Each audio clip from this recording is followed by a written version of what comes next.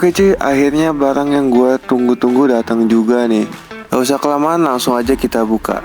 Yes, ini adalah kampas ganda G2 dari Jang Ebi dan mangkok ganda GK2 dari Jang Ebi nih. Jadi sedikit review pemakaian kurang lebih 2 bulan. Gue ngerasa motor ini kayak gredek banget gitu ya. Jadi akhirnya gue memutuskan untuk beli part dari Jang Ebi ini. Nah, kenapa gue milih kampas ganda dan mangkok custom dari Jang Ebi? Karena menurut gue materialnya itu kuat, tahan panas, dan juga bisa ngilangin gredek pada motor gue. Buat kalian yang motornya gredek juga, gue saranin lu beli part dari Jang Ebi ini. Untuk link pembeliannya ada di bio Instagram gue ya cuy. Dan untuk video review lengkapnya dan pemasangan kita lanjut di part selanjutnya ya cuy.